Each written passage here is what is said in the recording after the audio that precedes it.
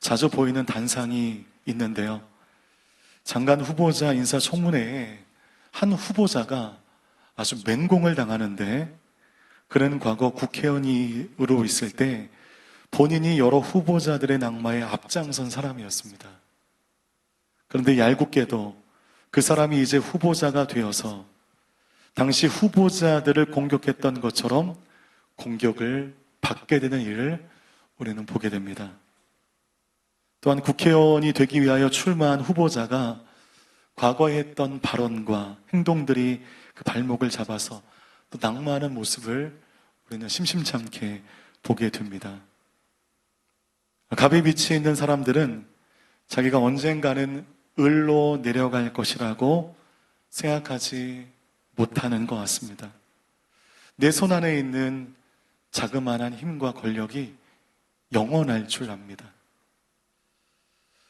그래서 세상에서 가장 무지한 사람은 지금 내가 누리고 있는 모든 것이 영원할 줄로 아는 사람인데 영원하지 않습니다. 권력도 영원하지 않고 심지어는 저와 여러분의 건강도 영원하지 않아서 시간이 가고 나이가 한 살 한 살 많아지면서 예전과 같지 못한 우리의 몸을 보게 되는데, 여러분, 어쩌면 당연한 것이죠. 우리의 겉사람은 후회해지는 것이 진리인 것입니다. 성도님과 만나 대화할 때 현재 직장 부서에 어려운 상사 때문에 고민하시는 분이 계셨습니다. 아주 지독한 상사를 만난 모양입니다. 그런데 조금만 지나 보십시오. 그 상사가 여러분이 되고 지독한 여러분인 상사 때문에 또 누군가가 교육자를 찾아 하소연할 일들이 없지 않다는 것입니다. 혹시 우리 결혼하신 분들 가운데 힘든 시어머님 때문에 아주 속을 썩이고 고민 중이라면 조금만 기다리십시오. 여러분이 곧 시어머니가 되실 것입니다. 여러분을 힘들게 했던 그 시어머니를 닮던지 끝까지 닮지 않던지 여러분 양단간에 결정을 하셔서 살아가실 것입니다. 이것이 인생입니다. 을이라면 갑이 될 날이 오고 올라갔다 우쭐해지는 순간 바로 내려오는 인생의 무상을 우리가 인생 가운데 경험하게 된다는 것입니다. 그러나 오늘 성경은 세상 속에 영원한 승리는 없고 영원히 좋은 관계도 없지만 세상에 존재하지 않는 하나의 승리를 우리에게 말씀해 주고 있습니다. 그것은 부활입니다. 왜 부활이 최후의 승리일까? 그것은 여러분, 부활로 인하여 우리 인생에 죽었다 깨나도 풀 수 없는 인류의 가장 큰 난제인 죽음의 문제가 깨끗하게 해결되었기 때문입니다. 그래서 기독교는 여러분 부자 되세요, 여러분 성공하세요 라고 말하지 않습니다. 대신 여러분을 향하여 여러분 승리하세요 라고 말합니다. 기독교는 성공을 지향하는 기복 종교를 배척합니다. 과거에 배척하지 않았습니다. 좋아했습니다. 그러니 보십시오 여러분, 한국교회가 이 지경이 되었습니다. 기복, 이것은 우리가 예수 잘 믿었을 때 주시는 하나님의 은혜인 것이지 이것이 우리의 신앙의 목적이 될 수가 없습니다. 기독교는 승리의 종교이죠. 승리를 위하여 부활은 필수 불가결입니다. 부활이 존재하기 때문에 우리가 영원한 승리를 소유하게 된 것입니다. 51절과 52절 말씀을 함께 읽겠습니다. 시작. 보십시오. 내가 여러분에게 비밀을 말합니다. 모두 변할 것입니다. 마지막 나팔 소리에 순식간에 다 그렇게 될 것입니다. 나팔 소리가 나면 죽은 사람들이 썩지 않을 몸으로 살아나고 우리도 변할 것입니다. 자, 부활의 때를 말씀하시면서 내가 비밀을 말하겠다 말씀하시죠. 그 비밀이란 우리가 다 죽지 않고 모두 변화할 것이라는 것입니다. 이것이 진시황이 그토록 원했던 우리의 몸이 영생불사한다는 것이 아닙니다. 말장난 같지만 죽지만 죽지 않는 기독교 신앙의 영생을 말하는 것입니다. 이 말이 지금 우리에게는 특별할 것 없는 내용이지만 당시 예수 믿는 것 때문에 핍박을 당하고 고난을 당하던 초대교회 성도들에게 죽지 않고 변화된다는 것은, 즉 부활한다는 것은 지금의 혹독한 고난을 이기게 하는 희망의 선언이었던 것입니다. 3일 전에 제가 잠자리에서 이제 죽음에 관한 입문서를 읽다가 잠이 들었는데, 원래 이제 죽음에 대해 관심이 많았거든요. 제가 그렇다고 인생 비관론자는 아닌데 죽음이 무엇일까? 제가 고민했던 것은, 살았다가 죽을 그 찰나 때 몸이 얼마나 아프고 힘든 걸까? 아프게 죽는 것일까? 그런 고민이, 의문이 있었습니다. 그런데 여러분, 그날 그 입문서를 보고 잠이 드는데 밤에 꿈을 꾸는데 제가 죽는 그 현장이 된 것입니다. 뭐 때문에 죽는지는 잘 모르겠어요. 죽는 그 현장이 돼서, 아, 이게 죽는 현장이구나. 내가 죽을 때 그 찰나를 한번 잘 봐야겠다. 늘 고민하는 거기 때문에. 그래서 죽는 그 순간이, 물론 여러분 저의 일이에요. 이게 뭐 보편적인 일은 아니라 저의 그냥 신비로운 그런 경험인데, 죽는 그 순간이 1초도 안 되었고, 그 죽는 그 순간 엄동설한 같은 겨울의 빛이 주변이 3, 4월 같은 그런 봄의 빛깔로 뭐 변하기 시작하는 것입니다. 아, 이것이 천국이구나, 이것이 영생의 시작이구나 를 만기가 찰나에 4시 50분 알람이, 새벽 기도하는 거, 알람이, 여러분 이 평생에 한두 번 있을까 말까 하는 그 신비한 꿈인데 망했어요. 얼마나 열이 받는지. 그렇구나. 생각보다 죽는 게 아픈 게 아니구나. 생각보다 죽는 게 무서운 게 아니구나. 우리는 죽는 게 두렵잖아요. 죽는 게 무섭지 않습니까? 제가 경험했던 저만의 그 신비한 체험을 보면 죽는 것 그렇게 무서워할 일은 아닌 것 같다, 그런 생각이 듭니다. 부활의 때를 말씀하시면서 그때 나타날 징조가 기록되어 있는데, 마지막 나팔이 불려진다는 이 말씀을 기억해 주십시오. 왜 마지막 때에, 부활의 때에 나팔을 분다고 되어 있을까? 수많은 악기 가운데 수금도 있고 비파도 있는데, 그 당시 나팔이 연주할 때는 승리하여 금의 환영했을 때 그 승리 가운데 나팔을 불었습니다. 나팔을 분다는 것은 특별한 의미가 있는 것이죠. 승리를 상징하는 악기가 나팔이었기 때문입니다. 그러면 무엇에 대한 승리가 있었기에 나팔을 불며 부활의 순간 가운데 승리를 선언하는 것일까? 우리 55절 말씀을 함께 읽겠습니다. 시작. 사망아, 내 승리가 어디 있느냐? 사망아, 내 독침이 어디 있느냐? 그럼 부활은 무엇에 대한 승리인가? 저를 따라해 주십시오. 사망에 대한 승리. 네, 부활은 사망에 대한 승리의 선언인 것입니다. 사망아, 네 승리가 어디 있느냐? 이거 어디 있는지 몰라서 질문하는 것이 아닙니다. 그것은 없다는 강력한 표현인 것이죠. 사망아, 너 승리 있는 줄 알지? 너 승리 하나도 없어. 이 말을 질문형으로 비틀어 더욱 강력한 뉘앙스를 주고 있는 것입니다. 세상은 죽음에 대해 어떻게 받아들이는가? 운명이라고 합니다. 가혹하지만 운명이기 때문에 억울해도 받아들여야 된다는 것이 세상의 죽음을 향하는 태도이기 때문에 망자의 장례식장에서 사람들은 꺼이꺼이 울며 이 가혹한 운명을 고통 속에 울부짖습니다. 여러분, 불교는 이 죽음을 교묘하게 비틀었습니다. 인간 내면에 존재하는 죽음에 대한 막연한 두려움을 이기기 위하여 그들이 무엇을 만들었냐 하면 윤회라는 것을 만들었습니다. 윤회라는 것이 무엇인가? 죽음 후에 다른 삶으로 돌아간다는 그 믿음인 것이죠.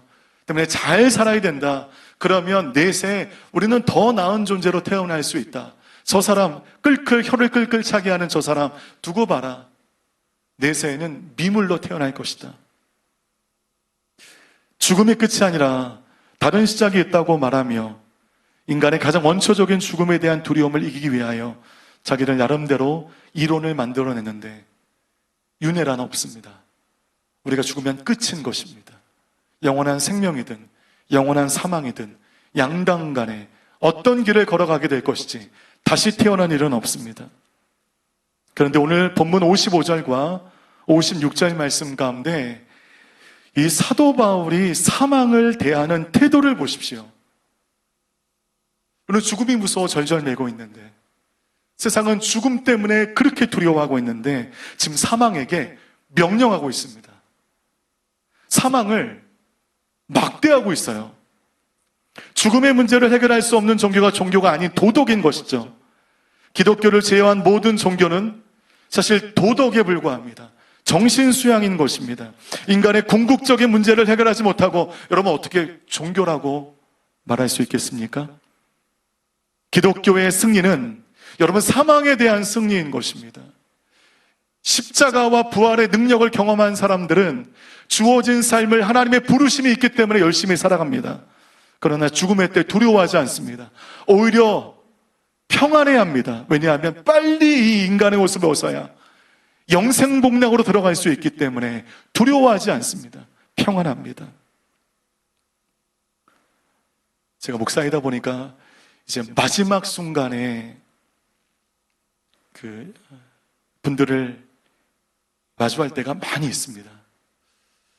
그럴 때 대개는 예수 잘 믿다가 돌아가시는 분들 보면 정말 평안함 가운데 초요를 맞이하시는데, 예수님을 믿지 않으셨던 그 부모님의 마지막 자리를 예수 잘 믿는 그 아들의 요청으로 갈 때가 있습니다.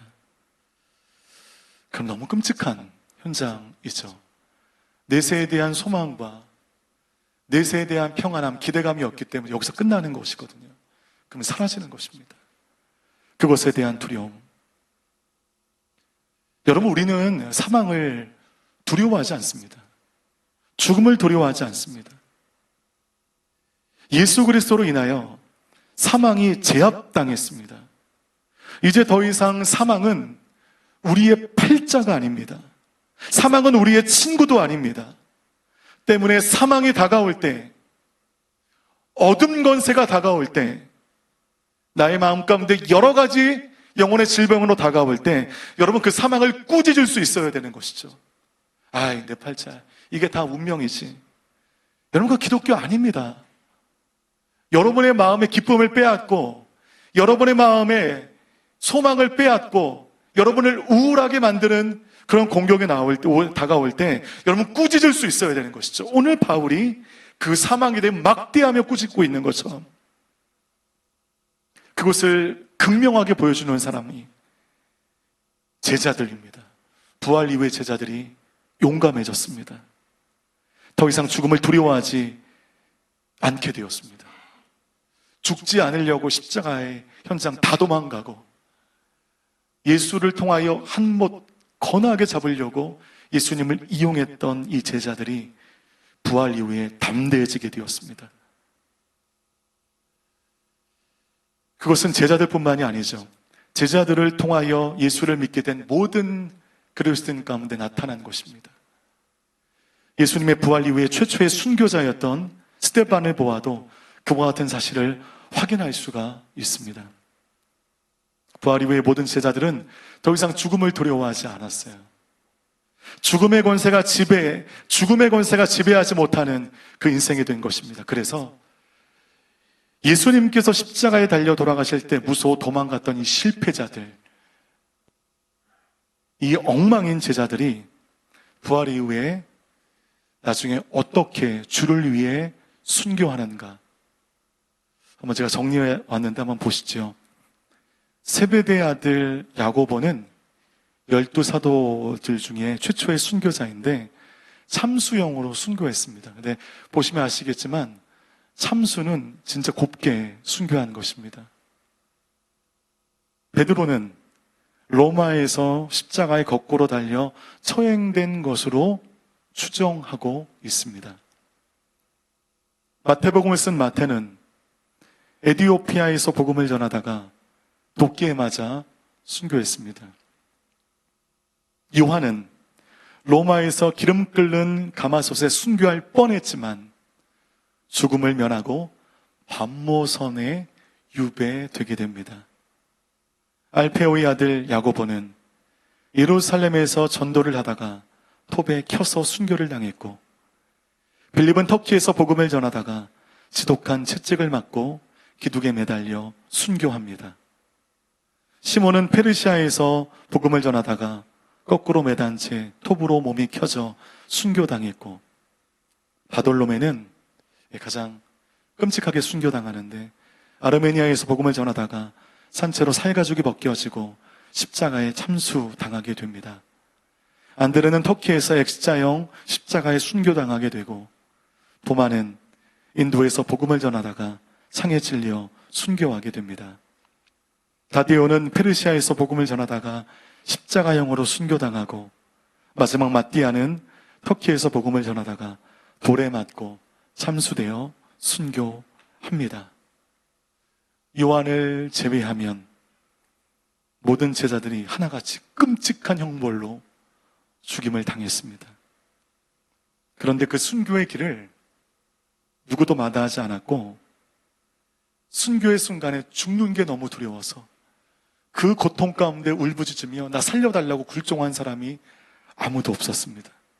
모두 당당했고, 마지막 죽음의 현장을 기록한 기록서를 보면 모두 다 죽는 사람 맞아?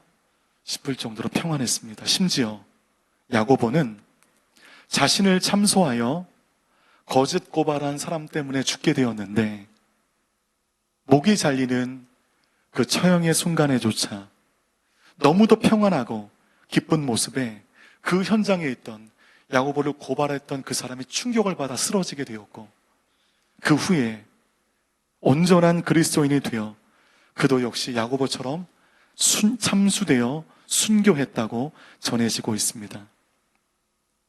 서머나 교회에 존경받는 영적 리더였던 폴리캅은 서머나라고 하는 지역 안에 예수 믿는 사람에게도 예수 믿지 않은 사람에게도 모두 신뢰를 받는 사람이었습니다.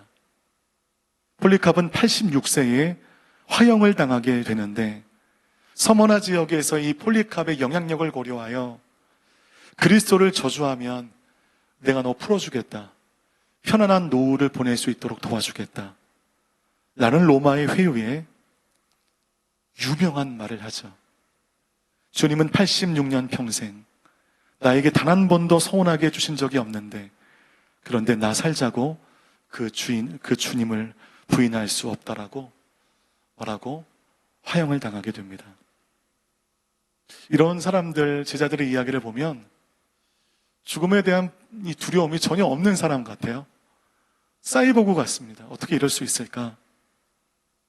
여러분, 이럴 수 있습니다.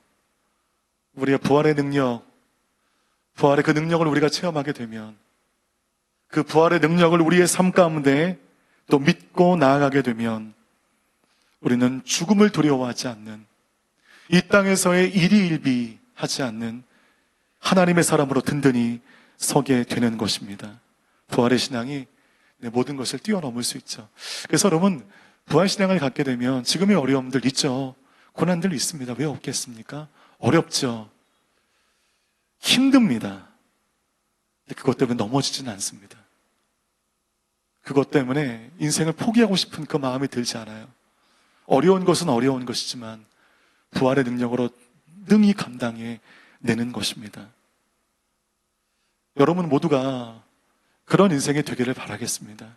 지금 여러 많은 세상의 일로 눌려 계신 분들이 많이 계시죠. 직장의 일로, 사업의 일로, 이제 나는 어떤 스텝을 걸어야 될까 하는 일로 많이 눌려 계신데, 부활의 능력이 여러분의 영혼 가운데 임하여 나의 삶의 문제보다 크신 주님을 발견하며 나아가는 여러분 모두 되시기를 주님의 이름으로 축복합니다. 하나님께서 여러분의 모든 삶을 인도하시고 필요할 때 비를 내려주시며 필요할 때 돕는 손길로 여러분과 함께 하시는 그 부활의 능력, 부활의 주님을 만끽하며 나아가는 여러분 모든 인생 되시기를 주님의 이름으로 축복합니다.